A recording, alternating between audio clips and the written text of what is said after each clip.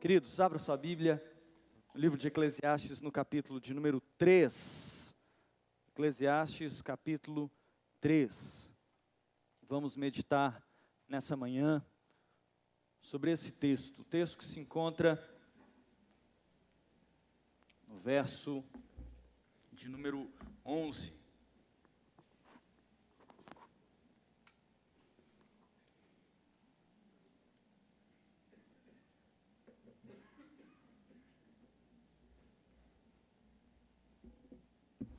Eclesiastes capítulo 3, o verso de número 11.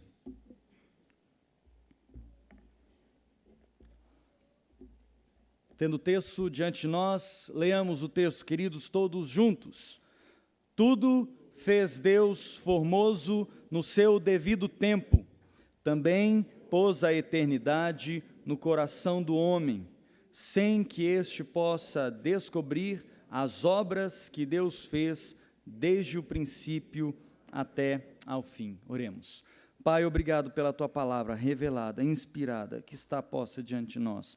Obrigado pela leitura dessa palavra, Deus, e agora eu te peço, fala ao nosso coração, fala profundamente, ó Deus, a nossa vida seja edificada pela Tua palavra, ó Deus, e somente pela Tua palavra, que a nossa mente, Senhor, seja levada cativa ao Teu trono de graça, ao Teu trono de glória, ó Pai. Teu nome seja glorificado através das nossas vidas, também pelo ensino que a Tua palavra nos traz e os desafios que ela nos impõe, Senhor. Seja assim para a glória do Teu nome. Amém. Queridos, você tem aí o seu boletim, e a pastoral desse boletim foi escrito por este pastor, este que vos fala nessa manhã, eu mesmo, Reiner Veloso de Godoy. E o título da nossa pastoral é o título dessa mensagem nessa manhã. Uma pergunta: o que sobrou do paraíso? O que sobrou do paraíso? Eu li há muitos anos atrás um livro de um historiador francês, Jean Delumeau, que me impactou bastante. Ele é um historiador, não é um teólogo, mas foi colhendo. É um historiador que se dedicou muitos anos ao estudo de história medieval e um historiador fantástico que, colhendo inúmeras informações ao longo de todo esse período da Idade Média, sobretudo os anos finais que conduziram o homem ao renascimento no século XV e XVI até o começo do século XVII, e ainda a transição da modernidade a partir dos movimentos, não só do Renascimento, mas também da Reforma Protestante e a formação das monarquias absolutistas na Europa e os próprios países, como nós os conhecemos, o Estado-nação ou os Estados-nação na Europa. E analisando esse período histórico de grande ação da cristandade, dos efeitos da cristandade, tanto na sua imposição religiosa durante os anos da Idade Média, quanto a transição para o momento em que a igreja tirava as mãos do Estado, o Estado passava a ser conduzido agora por seus agentes civis, os seus reis, agora com poder absoluto sobre os estados. Ele vai pensando, colhendo informações através dos documentos históricos sobre o que restou, o que sobrou, sobre uma possível imagem do paraíso. E a constatação do historiador, que também é a constatação que eu faço, e talvez seja a constatação que você faz, o que você pode fazer também, é que sobrou inúmeras imagens de um paraíso. Memórias do Éden, ou memórias, uma projeção daquilo que deve vir a ser a reconstrução de todas as coisas, o paraíso. Para nós que estamos sentados nessa manhã dentro de uma igreja, certamente se eu pedisse que você fechasse os olhos, não estou pedindo, mas se eu pedisse para que você fechasse os olhos e pensasse, reconstruindo a sua mente, o Éden, talvez ele seria em tons de verde. Provavelmente brotaria um jardim na sua memória. Se eu digo para você, pense na Jerusalém celestial, e se você tem anos de igreja, provavelmente você veria uma bela cidade, muito provavelmente brilhando de dourado, muito ouro, ou então com um sol reluzente, ou talvez em tons de prata. Talvez tenha sido isso mesmo que brotou na sua mente aí. Ou talvez alguma coisa diferente, não é errado se você pensou alguma coisa diferente, não. O certo é que todos nós temos alguma ideia, alguma memória, alguma visão sobre o paraíso, seja uma conotação do Éden, uma memória do Éden, seja a pátria celeste prometida no livro do Apocalipse. E veja como é bem didático e como a palavra de Deus nos instrui, seja do Gênesis ao Apocalipse. Nós temos memórias de um paraíso eterno que está diante de nós, seja pela revelação de Deus em sua palavra, seja em nosso próprio coração. Temos diferentes imagens ou memórias do paraíso. O problema é quando nós analisamos essas imagens e essas memórias cruamente. É claro que nós estamos fazendo isso num contexto de pregação, eu estou pregando para os irmãos, mas quando nós fazemos isso desvinculado deste momento, que é o momento de culto em que nós estamos reunidos aqui, e quando nós olhamos isso pelo senso comum, seja aquilo que é relatado como paraíso nas anedotas, nas piadas que passam na televisão, na chacota que se faz em livros, em filmes, é quase sempre a visão do paraíso é de um homem e uma mulher que estão nus, estão seduzindo-se mutuamente, tampados apenas com folhinhas em seus órgãos sexuais, e aparece uma cobra trazendo uma maçã. É incrível como a imagem que sobrou do paraíso para a nossa sociedade cristã ocidental é da sedução de uma cobra por meio de uma maçã para dois seres, um homem e uma mulher, que se seduzem mutuamente. É por isso que no Zorra Total a Eva sempre é uma mulher muito bonita, sedutora, e o Adão parece um paspalho sendo levado por uma mulher que, desnuda, chama mais a sua atenção do que o próprio Criador. Olha o que sobrou do paraíso para a nossa sociedade. Olha o que sobrou. A visão que sobrou do Éden, a visão que sobrou da eternidade, do paraíso, do lugar para onde nós devemos, ou onde nós devemos estar, foi essa. E quase sempre, olha que interessante, queridos, o comparativo que se faz é em relação ao inferno. E aí é um problema nosso como cristãos, às vezes até mesmo dentro da igreja, nós pensamos no paraíso, comparando-o com o inferno. O céu, o paraíso, como uma oposição do inferno, ou a antítese do inferno. Eu não quero ir para o inferno, então, Senhor, me leve, Senhor, para o teu paraíso. E essa é uma visão problemática na nossa vida cristã, uma triste realidade. Muitos cristãos têm medo do inferno e por isso querem ir para o céu. O erro está no detalhe. O erro está no detalhe. Muitos cristãos, por medo do inferno, querem ir para o céu. E talvez tenham chegado a uma igreja por medo de irem para o inferno. Ou talvez continuem a buscar a presença de Deus, querem ser cristãos fiéis, querem ler a Bíblia, querem se encontrar em reuniões da igreja, para, enfim, no final de suas vidas, encontrarem o céu. E o têm feito por medo de serem lançados no inferno. Será que queremos o paraíso porque queremos Deus? Ou queremos o paraíso porque não queremos ir para o inferno? Porque a diferença é sutil.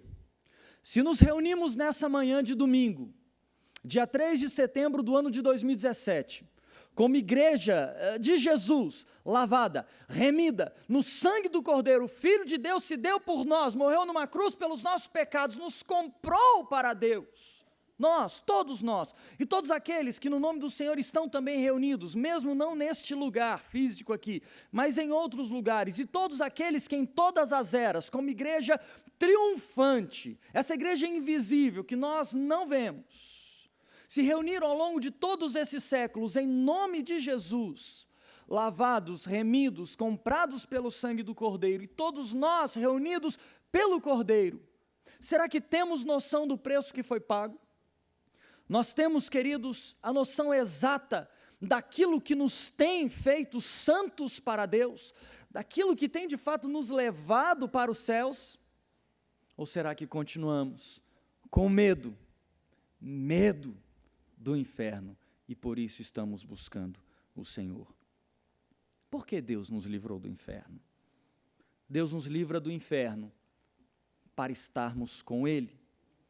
Se buscamos a Deus por medo do inferno, pelo menos o buscamos, mas talvez o nosso foco esteja no lugar errado.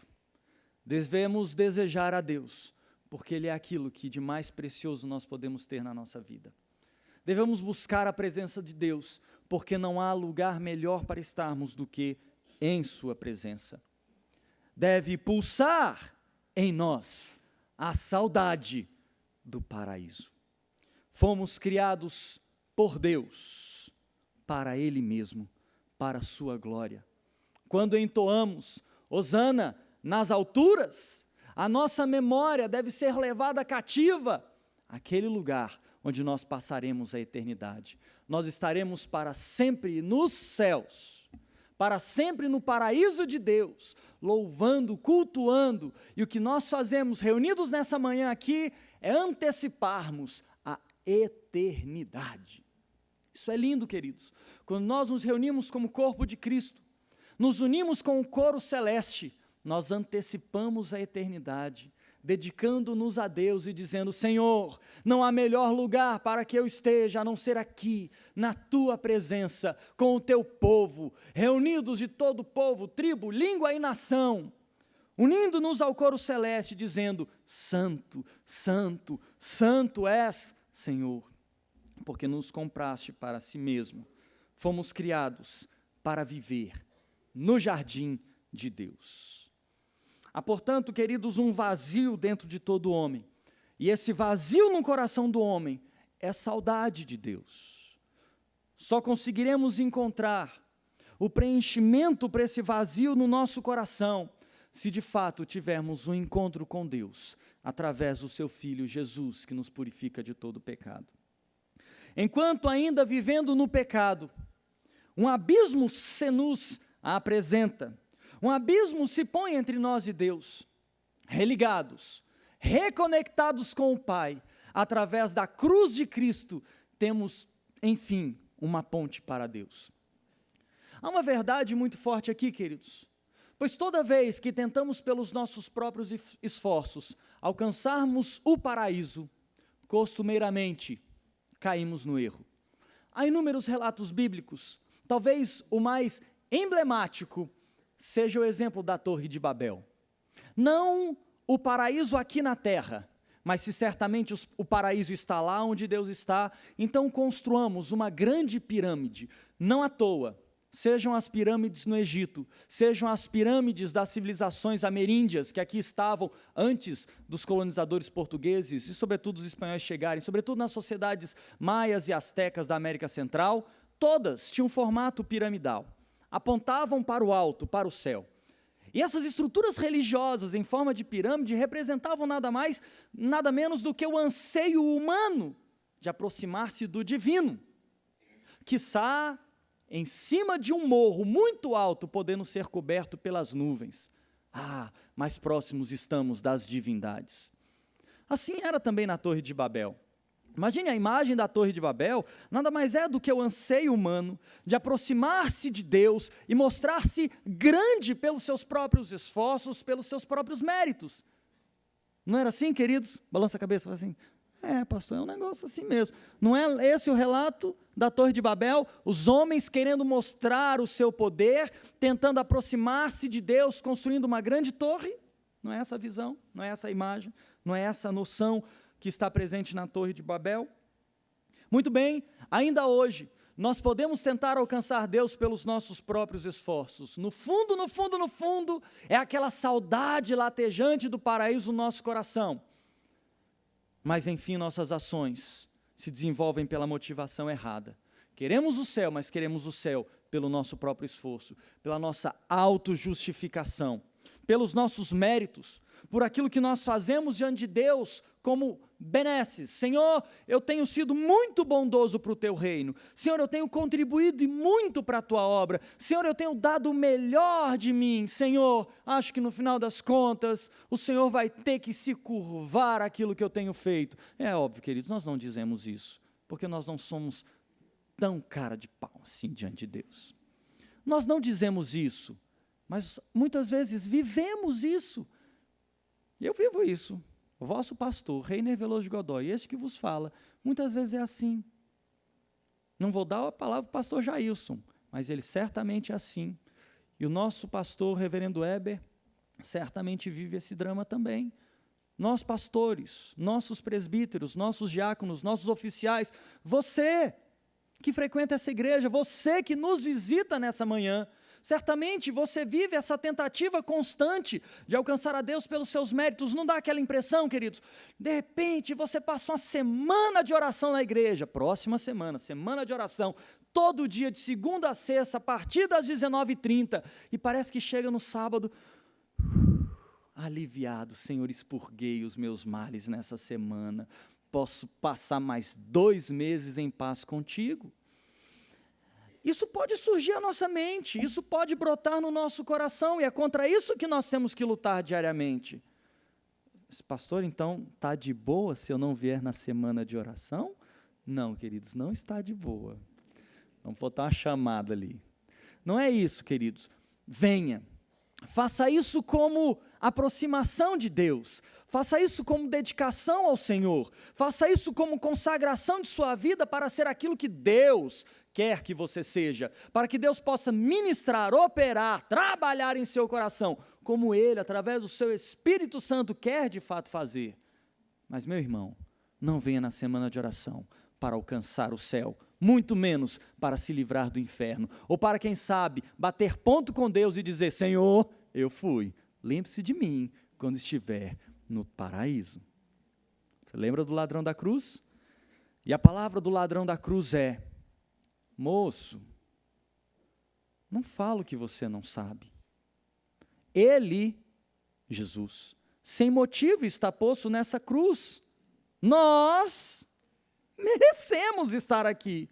Portanto, se recebemos a paga, que é a morte, nada mais justo, mas este está sendo injustiçado. Senhor, lembra-te de mim quando estiveres no paraíso. É como quem diz: merecer eu não mereço, mas se por acaso o Senhor lembrar de mim, Senhor, tenha misericórdia da minha vida. Qual é a palavra de Jesus para ele? Amanhã, semana que vem, hoje mesmo estarás comigo no paraíso. No paraíso, no paraíso. Queridos, o sentimento de que nada somos, a convicção de que nada temos e que nada podemos fazer para alcançar o céu, deve nos tornar humildes diante de Deus, deve exaltar o nome do Senhor, porque certamente, se fomos comprados por Ele para o paraíso, para a eternidade, foi por graça. Isso torna-o ainda maior em nossas vidas e, ao mesmo tempo, torna-nos ainda menores do que já somos. A Nova Versão Internacional da Bíblia traduz o meio do verso 11 da seguinte maneira: também pôs no coração do homem o anseio pela eternidade. Então deixa eu te dizer, querido, não se auto-justificando, não alcançando o céu pelos seus próprios méritos, não chegando no paraíso e na eternidade pelo seu próprio esforço, mas entregando-se ao poder soberano de Deus, a verdade revelada por Deus na cruz, atestada em nosso coração hoje, pela presença do Espírito Santo que está neste lugar, em que ministra ao teu coração, certamente poderemos concordar com as palavras de Santo Agostinho. Esse homem, partículazinha da criação, deseja, Senhor, louvar-vos. Vós o incitais a que se deleite nos vossos louvores, porque nos criastes para vós. E o nosso coração vive inquieto, enquanto não repousa em vós. Feche seus olhos e vamos orar. Obrigado, Senhor, porque nos comprastes. Obrigado, Deus o Pai, porque providenciaste o meio de nossa salvação. Obrigado, Espírito Santo de Deus, porque ministras aos nossos corações, e mesmo quando estamos errados, caminhando longe da Tua presença, nos convences do pecado, da justiça e do juízo. Bendito seja o teu santo nome, ó Trindade eterna, Deus de toda glória. Agora, Senhor, preenche o vazio do nosso coração, preenche o anseio da nossa alma por Ti. Meu Deus, essa saudade do paraíso seja concretizada no momento em que nos reunimos aqui, louvamos o Teu nome. Seja concretizado, ó Deus, quando nos reunimos em oração e nos curvamos diante da Tua presença. Seja concretizado, ó Deus, quando ouvimos a Tua voz falar conosco através da leitura da Tua santa palavra. Ó meu Deus, sejamos assim, ó Deus, parceiros do Senhor na Tua obra. Meu Deus, disseminando essa eternidade, anunciando essa eternidade, principalmente, ó Deus, nos preparando para ela, porque certamente, se fomos comprados pelo sangue do Cordeiro, a eternidade já está posta no nosso coração, e nós estaremos para sempre contigo nos céus. O paraíso ainda existe, ele é eterno, e é para lá, Senhor, que nós iremos. Bendito seja o teu nome. Aleluia. Amém.